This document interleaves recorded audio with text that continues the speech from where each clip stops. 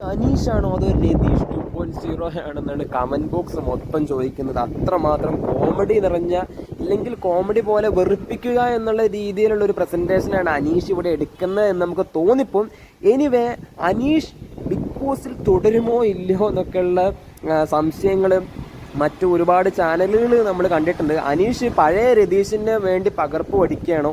ഈ അനുമോള് കാണാൻ അത്യാവശ്യം ഇല്ല, കാണുന്ന സൗന്ദര്യം ഓരോരുത്തരുടെ കണ്ണുകളിലാണ്.